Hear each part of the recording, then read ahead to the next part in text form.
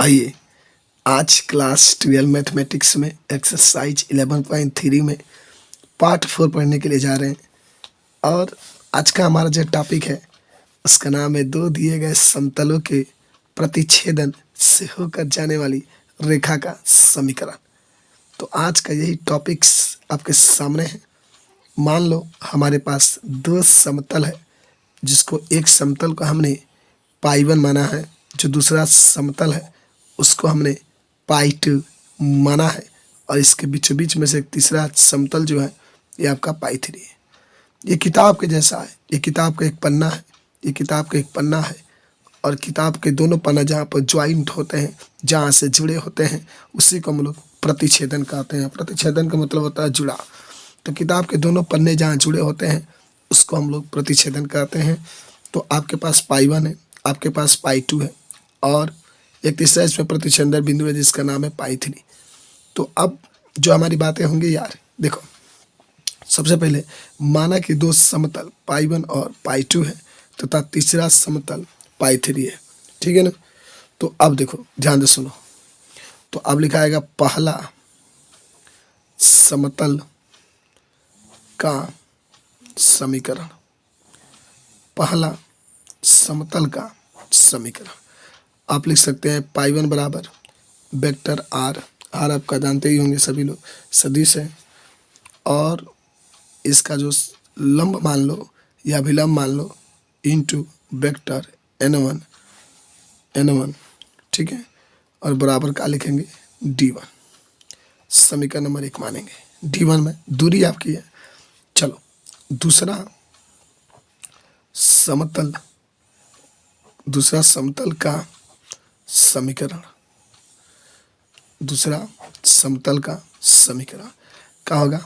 पाई 2 बराबर R plus R into n2 vector R into n2 बराबर d2, समीकरण number 2, ठीक है ना। अब आप क्या करेंगे? अच्छा, आप कहेंगे समीकरण 1 प्लस समीकरण 2, यानी समीकरण 1 और 2 दोनों का आप जोड़ रहे हैं, जोड़ दीजिए। अच्छा, आप चाहें तो इसको तो ऐसे भी लिख सकते हैं, d1 की तरह करेंगे ना, तो r1 into n1 minus d1 हो जाएगा। इस तरीके से vector r into n1 minus d1, ये हो जाएगा vector r into n2 minus d2। तो जोड़ दो तो क्या होगा? Vector r into n1 minus d1 plus vector r into n2 minus d2 बराबर 0। अब कुछ नहीं करना है, जो दूसरा सदिश होगा उसके आगे आपको लेमडा लगा लेना। लेमडा लगा दो या पाई लगा दो, यही हमारा याद रखेंगे दो समतलों से जाने वाली रेखा का समतल समीकरण हो गया। देख लो, दो सदिशों से जाने वाली रेखा का समतल समीकरण हो गया, ठीक है। तो जब भी आपसे पूछा जाए तो आप तुरंत इसको क्या कर सकते हैं, बता सकते हैं। या फिर भी अगर बढ़ाना भी आप चाहते हैं तो इस तरीके से लिख सकते हैं vector r into vector n1 minus d1, ठीक है। लेमडा से इसमें गुणा करेंगे, lambda vector r into n2 minus lambda d2 equal to 0। चलो, तो ये r वाला जो है ना, यहाँ से जो r वाला पद दिख रहे हैं, आप यहाँ से r कामा ले लीजिए। वेक्टर r अगर हम कामा ले लें तो बचेगा यार वेक्टर n1, और यहाँ पर प्लस लेमडा वेक्टर n2, ठीक है। देख लो, अगर लेमडा आप कामा लेंगे तो ये तो बचेगा। चलो बराबर कर लो, बराबर कर लिया। ये d1 है, ठीक है ना, ये माइनस में है, ये d1 है और ये d2 है। तो इधर करोगे तो लेमडा पहले d2 लिख लो प्लस d1, ये भी एक आपका समीकरण बन जाएगा। जो आपकी इच्छा हो, चाहे तो ये समीकरण मानिए, चाहे तो ये समीकरण मानिए। इस तरीके से आपका जो समतल होगा उसका समीकरण निकल जाएगा। दो समतलों का समीकरण जब पूछेगा तो इस तरीके से आप इसको हल कर सकते हैं, कोई आपका दिक्कत नहीं होना चाहिए। बोलिए, तो समतल का समीकरण जान गए। अब हम कार्तीय समीकरण बनाएंगे इसका। तो हमारे पास जो बना हुआ है समतल का समीकरण, vector r n1 plus lambda n2 बराबर d1 प्लस लेमडा d2। अब हमें कार्तीय समीकरण बनाना है। कार्तीय समीकरण बनाना है। तो देखो, जब भी आप कार्तीय समीकरण बनाएंगे ना, तो जहाँ पाई वन था उसके जब, अच्छा जहाँ पाई वन पूरा लिखिएगा, a1x plus b1y plus c1z minus d1। अरे यार कहाँ से लिखे थे आप? यही जो लिखे थे, एक बार बता देते हैं। वेक्टर पाई वन बराबर वेक्टर r इंटू n1 लिखे थे ना, तो वही n1 के जगह पे इतना रख देंगे, और माइनस d1 था, तो d1 की जगह पे ये रख देंगे, ये रहा। पाई टू बराबर a2x b2y c2z minus d2। समझ गए बात को? देखिए कोई दिक्कत नहीं है। अब आप रख दीजिए इसी समीकरण में। तो जब पूरा रखेंगे तो जहाँ पाई वन है उसके यहाँ पर रख दीजिए, तो यही आपका बनेगा। अब यहाँ पर लिखा जाएगा कार्तीय रूप का समीकरण। a1x plus b1y plus c1z plus lambda a2x plus b2y plus, अच्छा इसमें d1 भी रहेगा, c2z minus d2 equal to 0। तो ये कार्तीय समीकरण हो जाएगा। ठीक है, जब भी आपसे पूछेगा तो इस तरीके से कार्तीय समीकरण बता सकते हैं। ठीक है, तो चलो हम एक उदाहरण की कोशिश करते हैं, और आज उदाहरण नंबर हम लोग लगाते हैं, उदाहरण नंबर 20। ठीक है ना, तो उदाहरण 20 लगाने की हम लोग क्या करते हैं, कोशिश करते हैं। आजा, क्या कहा है?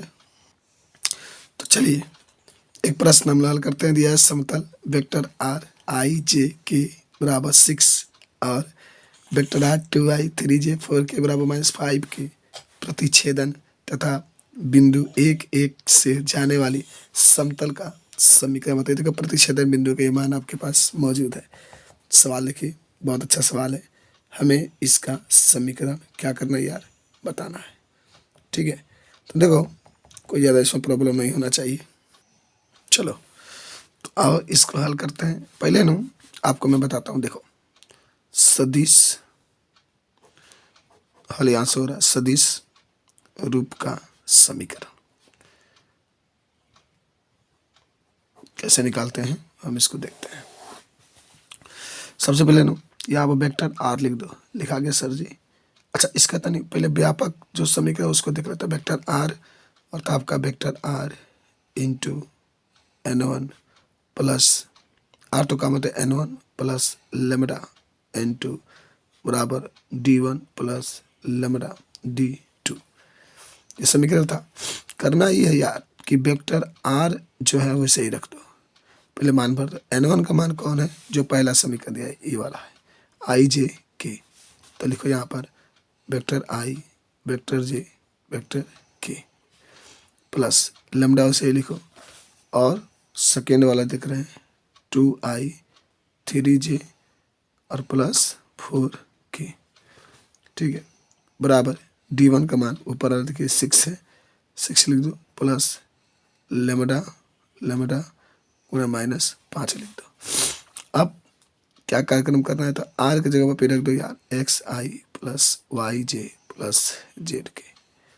ठीक है, इसमें क्या करना है ना, आई वेक्टर आई प्लस वेक्टर जे प्लस वेक्टर के लेमडा से गुणा करो, तो 2i लेमडा प्लस, चलो आगे बढ़ा देते हैं, 2i लेमडा प्लस, फिर इसका मल्टीप्लाई करेंगे तो क्या हो जाएगा 3j lambda plus 4k lambda बराबर यह है 6 - 5 5 लेमडा। ठीक है, अब सुनो, आई एक्स आई प्लस वाई जे प्लस जेड के वैसे ही लिखो। आई वाला के एक पास करो, देख रहे हो ये 2i लेमडा जो देख रहे हो, आई वाला जो होगा एक पास ले लो, आई कामन ले लो, तो बचेगा सर जी 1 + 2 लेमडा। यहाँ से जे कामन ले लीजिए जे, तो बचेगा 1 + 3 लेमडा। प्लस यहाँ से के कॉमन ले लीजिए तो बचेगा 1 + 4 लेमडा। ठीक है, ये बच गया। और चलो बराबर में जो आपका है क्या है यार 6 - 5 लेमडा। चलो अब आई से गुणा आई में करोगे तो आई हट जाएगा तो एक्स बच जाएगा और इसके साथ बचेगा 1 + 2 लेमडा प्लस जे से गुणा जे में करेंगे जे हट जाएगा वाई बचेगा। इसके पास बचेगा 1 + 3 लेमडा। के से गुणा में के में करेंगे तो के हटेगा जेड बचेगा और फिर इसके साथ बचेगा 1 + 4 लेमडा बराबर बचेगा 6 - 5 लेमडा। समीकरण नंबर 1 यही मेन समीकरण आपके पास आया। अब लेमडा का मान के लिए देखिए, अब लेमडा का मान के जो प्रतिच्छेदन बिंदु दिया है ना उसको लिखेंगे। प्रतिच्छेदन बिंदु किससे होकर लेकर जाती है 1 1 1 से जाती है। ठीक है, इससे जाती है। तो जहाँ देखो ये x का मान है, y का मान है, z का मान है, जहाँ जहाँ x y z है वहाँ पर रखेंगे। चलो रखो, यहाँ पर 1 रखो और 1 + 2 लेमडा रखो, 1 रखो और भाई सबका मान एक ही है ना इसलिए 1 + 3 लेमडा लिखो, यहाँ 1 लिखो और 1 + 4 4 लेमडा लिखो बराबर 6 - 5 लेमडा। चलो भाई, तो 1 प्लस केवल 2 लेमडा होगा, 1 का मल्टीप्लाई इसमें होगा तो 1 का मल्टीप्लाई करेंगे तो 1 + 3 लेमडा होगा और 1 का मल्टीप्लाई करेंगे तो 1 + 4 लेमडा बराबर 6 - 5 लेमडा। चलो जोड़ दो 1 1 1 3 तो 3 प्लस देखो 2 लेमडा 3 लेमडा 4 लेमडा तो 3 2 5 4 9 9 लेमडा 4 3 7 7 2 9 बराबर 6 - 5 लेमडा। तो अब 3 ये अंक लेकर आ जाओ -6 बराबर -5 लेमडा वाला के एक पक्ष में और -9 लेमडा तो हो जाएगा -3 बराबर -9 और 5 -14 लेमडा। ये आपका हो जाएगा -3/14 14 लेमडा। इससे कैंसिल तो आप यहाँ से कह सकते हैं कि जो लेमडा के एक्चुअल में मान निकल करके आया कितना आ गया 3/14। ठीक है ना। अब जब लेमडा का मान 3/14 आ गया तो जो आपका सदिश का समीकरण है उसको आराम से रखिए। चलो अच्छा काम करो, जानते हो ये जो रखे ना इसको एक मान लो कि आराम से इसी में आपका जो होगा यहाँ लेमडा की जगह पर रखा जाएगा, फिर यहाँ लेमडा पर जगह पर रखा जाएगा और हमारी ये आंसर आ जाएगा एक्चुअल में। तब लिख लेना है कि लेमडा का मान समीकरण 1 में रखने पर, चलो एक ही तो है ना एक ये वाला, तो वेक्टर आर वैसे ही रखो। हाँ अगर कार्तीय रूप का समीकरण पूछता ना तब आप इसमें रख देते ये वाला समीकरण जो है तो आपका कार्तीय रूप का समीकरण आ जाता जहाँ जहाँ लेमडा आता था। लेकिन सदिश का समीकरण पूछा है तो आर तो होना चाहिए उसमें, तो आर वैसे ही रखो और यहाँ जो आई + जे + के है वैसे ही रखो। ठीक है, प्लस का लिखना आप लेमडा लिख लो। लेमडा का तो मान आ गया ना, लेमडा का तो मान आपने ला दिया सर जी 3/14 ला दिया है। तो अब यहाँ आप 3/14 रख देंगे और बाकी जो आपका है 2i + 3z + 4k वैसे ही रख देंगे। बराबर में आपका जो होगा 6 है ना 6 - 5 और गुणे 3/14 हो जाएगा। अब यहाँ से आप मल्टीप्लाई कर लेंगे, यही हमारी क्या हो जाएगी आंसर आ जाएगी। तो इस तरीके से आपको हल करना था। ठीक है, ओके चलिए। तो जो हम लोगों ने टॉपिक पढ़ा उस टॉपिक से संबंधित एक्सरसाइज की बात करेंगे 11.3 में। तो क्वेश्चन नंबर 9 और क्वेश्चन नंबर 10 इसी सूत्र पर आपके पास है और इसका इस्तेमाल करके हम इसको लगा सकते हैं, कोई इसमें प्रॉब्लम नहीं होना चाहिए। तो बस आज के लिए इतना, धन्यवाद।